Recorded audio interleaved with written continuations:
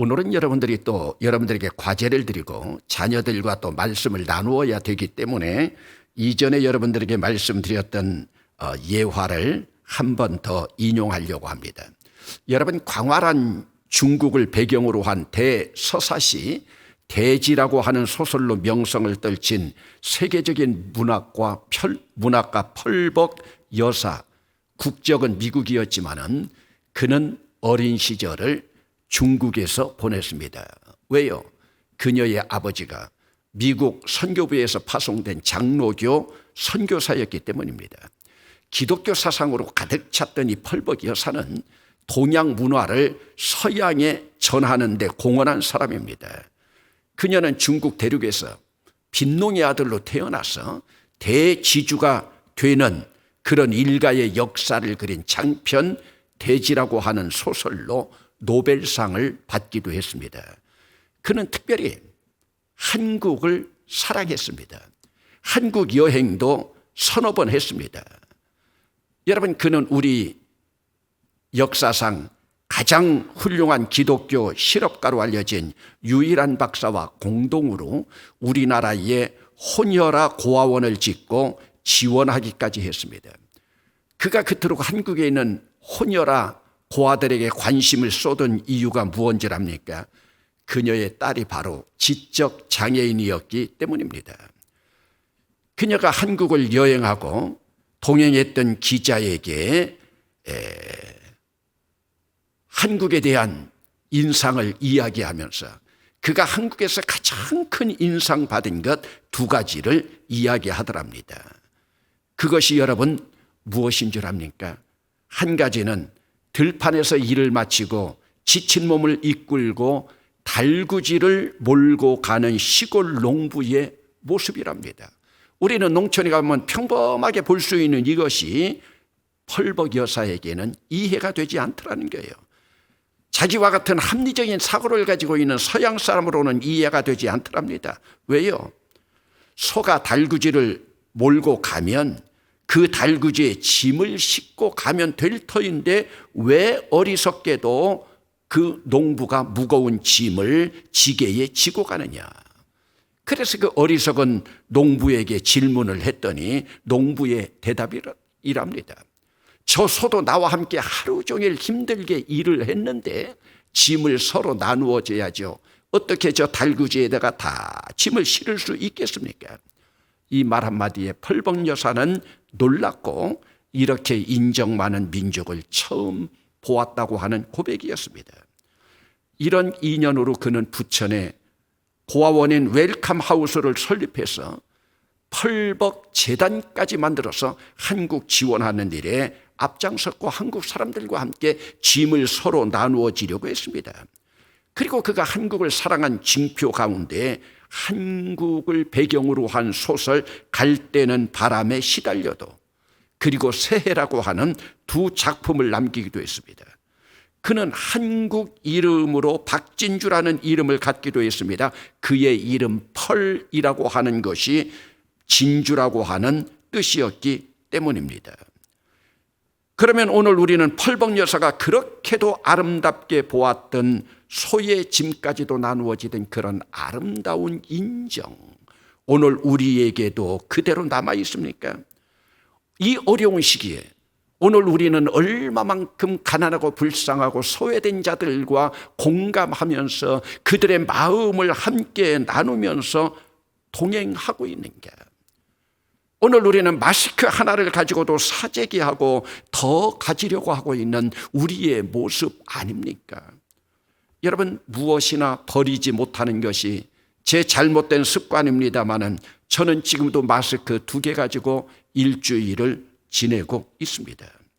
그리고 여러분, 펄벅 여사가 한국에서 두 번째로 감동받은 일이 또 하나 있습니다. 우리들에게는 까치밥이라고 알려진 늦가을에 감나무 꼭대기에 남아있는 몇 개의 홍시를 보고 감동을 받았답니다. 아니, 하늘 나는 미물까지도 배려하는 한국인의 인심에 합리적인 사고를 가지고 있는 서양인으로서 그는 놀랄 수밖에 없었겠죠. 여러분, 오늘 우리 조상들에게는 이런 인심, 이런 미덕들을 가질 여유가 있었습니다. 여러분, 오늘 우리들에게도 이런 미담과 같은 미덕이 그대로 있습니까? 이런 여유를 우리는 가지고 있습니까? 우리가 지금 경제적으로는 풍요로운 삶을 살아갈지 모르지만 이런 미덕들과 이러한 인심이 산업화라고 하는 이름으로 사라져 버리는 것들이 아쉬울 따름입니다. 펄벅 여사가 감동을 받은 감나무 꼭대기에 매달렸던 까치밥 홍시감은 사실은 겨울이 오기 전에 까치가 와서 다 쪼아 먹습니다. 그런데 때론 비바람 찬 소리에 몰아치는 겨울에도 그 자리에 대롱대롱 매달려 있는 홍시들이 있습니다. 그때 매달려 있던 까치밥 홍시는 때로 다 말라 비틀어져서 새봄이 올 때는 쪼그라진 채로 매달려 있을 뿐입니다. 그래도 떨어지지 않고 매달려 있는 모습이 애처롭기만 하지만 얼마나 대견합니까? 그런데 여러분, 오늘 성경 본문에도 보면 이스라엘의 까치밥에 대한 이야기가 등장합니다. 물론 이들은 까치를 위해서 남겨주는 밥은 아니지만은 끝까지 남아있는 열매입니다. 우리나라의 대추와 비슷한 것이 이스라엘의 감람 열매인데 우리는 일반적으로 이 감람 열매를 올리브라고도 부릅니다. 여러분, 올리브 수확철이 되면 심지어는 300년 이상 된 그 올리브 나무가 20m, 30m까지 자라게 되는데 그것을 수확할 때는 긴 장대로 털어야 됩니다. 그러기 위해서는 그 밑에 커다란 천이나 깔개를 깔고 긴 대나무 장대로 털어야 합니다. 그런데 여러분, 아무리 털어도 떨어지지 않고 매달려 있는 열매 몇 개는 있기 마련입니다. 여러분, 긴 장대로 그렇게 맞고 맞아도 매달려 있습니다. 그러면 그 주인은 감람나무 그 한 그루에서 120kg 정도의 수확을 하기 때문에 감람나무 열매 몇 개쯤 남아있는 것 개의하지 않습니다. 이 수확철에 수확을 다 했음에도 불구하고 마지막까지 털고 흔들고 두들겨 맞고 두들겨 맞아도 떨어지지 않는 이 감람나무 열매, 여러분 무슨 고집일까요? 여러분, 우리도 인생 살아가면서 한번 언제 의미 있게 맞아도 털어도 그 자리에 매달려 있는 감람나무 열매처럼 끝까지 남아있던 경험, 여러분 기억 속에 지금 있습니까? 그런 시절의 기억이 납니까? 여러분, 주기철 목사는 끝까지 신사참배를 거부하면서 갖은 고난과 고문 속에서도 맞아도 그 자리에 남아 순교자의 대명사가 되었습니다. 그가 순교의 길을 걸으면서 불렸던 찬양입니다. 한 발자국 한 발자국 걸어가신 자국마다 땀과 눈물, 붉은 피가 가득하게 고였구나. 걸음마다 자국마다 갖은 곤욕 보셨도다. 여러분, 예수의 십자가를 바라보면서 일편단심으로 여러분 일사각오로 순교했던 주기철 목사의 고백, 그 아픔 속에서의 찬양입니다. 여러분, 우리나라의 역사 가운데서도 보면은 임향한 일편단심으로 철퇴에 맞아 죽으면서도 지조를 지켰고, 성산문은 39의 나이에 독이야 청청하리라고 하는 신념으로 죽음을 불사하면서까지 충성심을 보이지 않았습니까? 여러분, 그렇다면 오늘 나의 신앙 모습은 어떤 모습입니까? 여러분, 오늘 성경 본문은 이사야 선지자를 통해서 아람과 북이스라엘에 대한 멸망의 경고입니다. 여러분, 오늘 본문에 등장하고 있는 이 아람이 시리아입니다. 또 시리아를 이들은 이 당시에 아람이라고 부르기도 했습니다. 이 당시에는 마치 우리나라 삼국시대처럼 이 조그만 나라를 고구려, 신라, 백제가 서로 나누었던 것처럼 이스라엘도 주변 열강들에 의해서 늘 짓밟혔습니다. 여러분, 본문에 등장하고 있는 다메섹은 바울이 꼬꾸러졌던 다마스커스라고도 하는데, 당시는 이 다메섹이 시리아라고도 불리는 아람의 수도였습니다. 또 에브라임이라고 하는 단어는 북이스라엘을 상징하는 또 다른 용어입니다. 그러므로 하나님은 지금 남왕국을 공격하려고 하는 아람과 북이스라엘을 멸망시키겠다고 하는 경고로 말씀하고 있습니다. 여러분, 넓은 땅도 아니고 우리나라 전라남북도 만한 요 조그만 땅덩어리를 세 나라가 서로 삼키려고 싸움질하고 있으니 오늘 우리가 볼 때는 얼마나 가소로운 일입니까? 그리고 여러분, 남왕국 주변으로는 모압, 암몬, 아말렉, 아수르, 여러분, 이런 나라들이 지금 포진하고 있지 않습니까? 여러분, 하나님이 택하신 나라만 심판하시는 분이 아닙니다. 하나님이 택하시지 않은 열방까지도 전 세계를 통치하시고 심판하시는 분입니다. 특별히 나라들을 심판할 때는 우리 하나님께서는 전쟁이라고 하는 수단을 통해서 서로 물고 뜯는 그런 상황을 전개하셨습니다. 하나님은 지금 이방 나라와 손잡고 형제의 나라를 대적하려고 하고 있는 북이스라엘 왕국을 멸망시키려고 지금 계획하고 계십니다. 여러분, 오늘 본문으로 주목해 보겠습니다. 3절 말씀입니다. 여러분, 자녀들과 함께 예배하는 우리 부모님들, 자녀들과 함께 이 말씀을 한 목소리로 읽겠습니다. 17장 3절 말씀입니다. 에브라임의 요새와 다메섹 나라와 아람의 남은 자가 멸절하여 이스라엘 자손의 영광같이 되리라. 만군의 여호와의 말씀이니라. 여러분, 펜 가지신 분들은 그 남은 자에다가 밀줄 치세요. 에브라임은 북이스라엘이라고 했죠. 다메섹은 시리아라고도 부르는 아람의 수도라고도 했죠.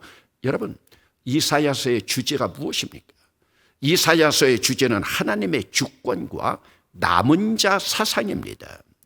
지금 북왕국 에브라임의 남은 자들, 아람의 다메섹의 남은 자들이 다 멸절되어서 이스라엘의 패배한 영광 같으리라고 하나님께서 심판을 예고하고 계십니다. 그러면 여러분, 오늘 본문에 나타나고 있는 이 말씀 가운데 하나님의 심판이라고 하는 것을 무엇으로 알 수 있습니까? 여러분, 성경에는 하나님의 심판을 이렇게 표현하고 있습니다. 여러분, 오늘 본문 4절, 7절, 9절에 나타나 있는 첫 단어가 뭡니까? 그날에. 영어로는 in that day입니다. 그날에. 여러분, 구약 성경에 나오는 일반적인 그날이 심판의 날입니다. 여러분, 그러면 오늘 본문 9절을 함께 읽어보시겠습니다. 그날에 그 견고한 성읍들이 옛적에 이스라엘 자손 앞에서 버림받은 숲풀 속의 처소와 작은 산꼭대기의 처소 같아서 황폐하리니. 여러분, 이사야에서 언급하고 있는 하나님의 심판의 날의 특징은 멸절이라고 하는 단어, 영어로는 destroy, 그리고 황폐라고 하는 단어, 영어로는 사막화라고 하는 deserted. 여러분, 멸절이라고 하는 단어와 황폐라고 하는 단어가 하나님 심판의 날에 이사야가 오늘 본문에서 보여주고 있는 단어들이에요. 여러분, 우리가 살고 있는 나라와 사람은 멸절되고 땅이 황폐하게 되면 어떻게 되겠습니까? 땅이 다 사막화가 되면 어찌 되겠습니까? 그러면 그들이 멸절되고 땅이 황폐되는 이유가 무엇입니까? 오늘 17장 10절, 오늘 본문 제목이 나온 구절이고 참 중요한 구절입니다. 17장 10절 앞부분만 한번 같이 읽어보시겠습니다. 이는 뇌가 뇌 구원의 하나님을 잊어버리며 뇌 능력의 반석을 마음에 두지 아니한 까닭이라. 여러분, 한번 따라 합시다. 능력의 반석. 능력의 반석입니다. 이는 뇌가 뇌 구원의 하나님을 잊어버리며 뇌 능력의 반석을 마음에 두지 아니한 까닭이라.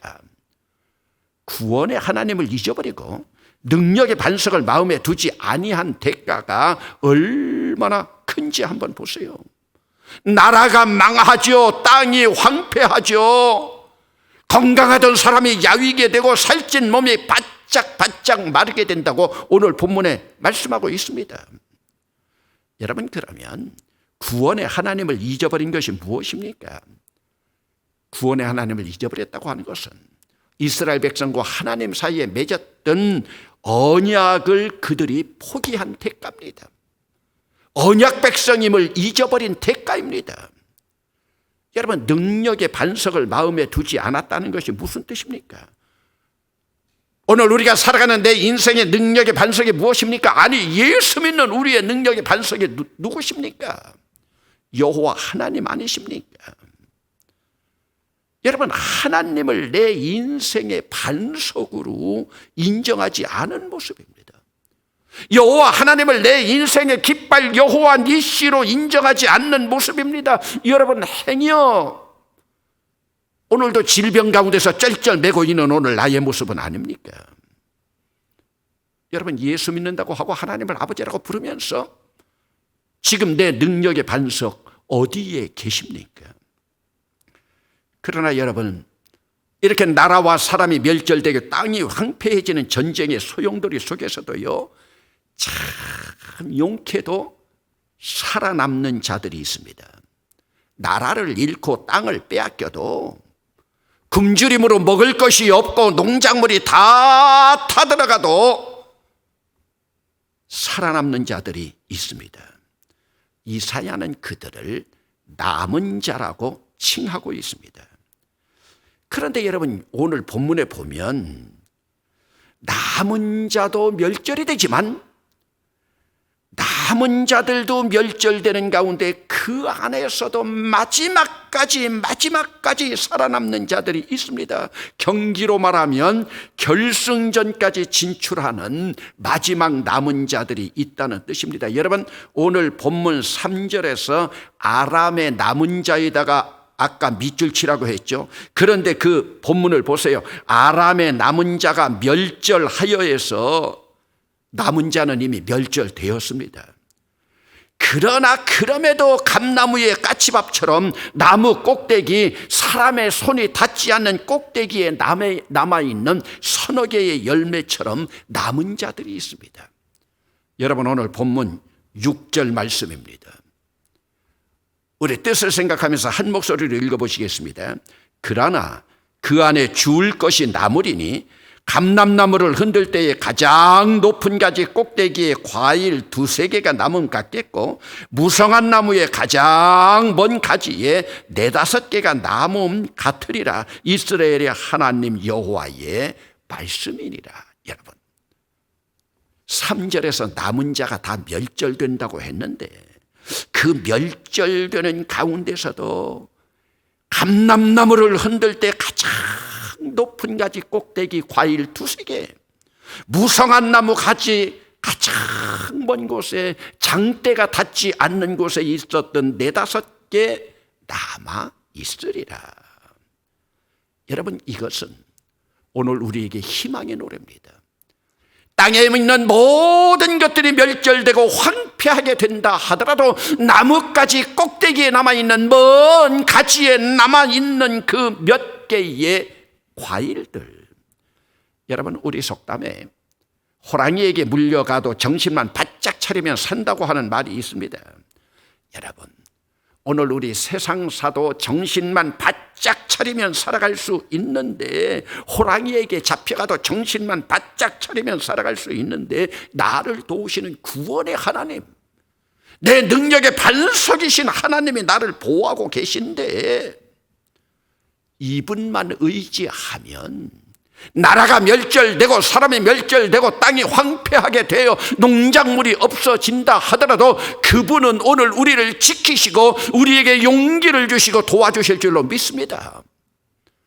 여러분, 그러면 능력의 반석을 내 마음에 두었다고 하는 증거가 무엇입니까? 여러분, 능력의 반석 되시는 하나님이 내 안에 있으면 첫째로 두렵지가 않습니다. 두려움이 사라져버립니다. 여러분, 내 안에 능력의 반석이 계신데 무엇이 들었겠습니까? 여러분, 두려움이 사라지면 내 안에 평화가 넘칩니다. 여러분, 오늘 옆에 함께 예배하고 있는 자들과 인사하겠습니다. 샬롬, 샬롬. 이스라엘 백성들의 최고의 평화 샬롬입니다. 헬라어로는 에이레네입니다. 이것이 바로 하나님 나라의 모습입니다. 여러분, 두려움이 사라지고 나면 둘째로 내 마음의 능력의 반석을 모시고 있으면 늘 감사가 넘칩니다. 원망이 사라집니다.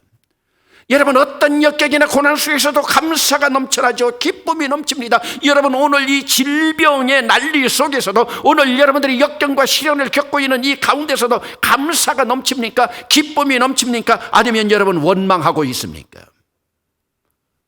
두려움이 사라지면 어떤 역경 시련 속에서도 감사합니다. 기쁨이 넘칩니다. 그러면 셋째로, 여러분 마음이 평화롭죠. 감사가 넘치고 기쁨이 나를 휘감고 있죠. 그러면 하나님을 찬양하고 경배가 넘치는 예배로 나아가게 됩니다. 여러분, 원망하는 마음이나 두려워하는 마음 가지고는 결코 예배로 나갈 수 없습니다. 결국은 내 마음에 능력의 반석이 있는 자들이 마지막까지 승리하는 남은 자가 됩니다. 바로 이들이 남은 자들 중에 또 남은 자들입니다. 이들은 아무리 흔들어도, 긴 장대로 아무리 후려쳐도, 아무리 맞아도 그 자리에 남아있는 자들입니다. 여러분, 그러면 끝까지 남아있는 자들의 삶이 어떤 모습일까요? 오늘 본문 7절입니다. 중요한 구절입니다. 함께 읽으시겠습니다. 그날에 사람이 자기를 지으신 이를 바라보겠으며 그의 눈이 이스라엘의 거룩하신 이를 뵙겠고. 여러분, 내 능력의 반석을 마음에 모시고 살아가는 사람은 세상의 우상이나 이단 사설들이나 바알이나 아세라 신들이 섬기는 태양상을 바라보지 않습니다. 오직 그들이 바라보는 것은 자기를 지으시니 바로 누굽니까? 창조주 여호와 하나님이십니다. 여러분, 오늘 우리는 누구를 바라보고 있습니까? 여러분, 예수님을 바라봐야 될 자리에 이만희를 바라보고 있던 신천지 교인들의 미치광이 짓을 보았습니까? 그런 형태가 진정 신앙인의 행태라고 여러분 생각합니까? 얼마나 우리를 지으신 창조주 하나님을 만홀히 여기는 모습입니까? 오늘 우리들도 마찬가지 아닙니까? 여호와 하나님 대신에 세상 돈을 바라보고, 세상의 힘을 믿고, 세상의 권력 의지하고, 세상 탐욕 바라보고 있지 않습니까? 아니, 심지어는 이 시간 예배하면서도 세상 다른 것에 눈길 향하고 있지는 않습니까? 여러분, 예수 믿는다고 세상이 아무리 손가락질해도, 예수 믿는다고 세상이 아무리 왕따를 시켜도 이명한 일편단심 정몽주처럼 독야 청청하리라 성산문처럼 영문 밖에 좁은 길을 걸어가신 순교자 주기철 목사처럼 신앙의 혼을 지키기 위해 독재의 칼 앞에 당당히 맞섰던 본회퍼 목사처럼 끝까지, 마지막까지 까치밥이 되더라도 마지막까지 신앙의 지조를 지키면서 남은 자가 되기를 바랍니다. 그러면 여러분, 밤나무 상수리나무가 배임을 당할 때 그 구루터기가 남아있는 것처럼 그 구루터기의 새싹으로 피어나는 예수님처럼 이 봄에 새싹으로 우리가 다시 태어날 수 있습니다. 여러분, 요즘 유행하고 있는 단어 가운데 춘내 불사춘이라고 하는 말이 있습니다. 봄은 왔건만 봄 같지 않다. 아파트 꽃밭에 목련은 피고 있지만은 봄 같지가 않다는 뜻입니다. 왜 그렇습니까? 질병 때문에 그렇습니다. 그러나 여러분, 치료의 광선 되시는 내 능력의 반석이신 예수님의 손길이면, 창조주 하나님의 손길이면 이 모든 문제 해결되고 하나님께서 우리를 창조하실 때의 모습으로 오늘 우리는 돌아갈 수 있는 줄로 믿습니다. 내 능력 되신, 내 능력의 반석 예수 그리스도를 내 마음속에 모시고 끝까지, 마지막까지 남은 자가 되어 결국 우리가 새 봄을 누릴 수 있는 놀라운 능력 가진 자들이 될 수 있기를 주의 이름으로 축원합니다.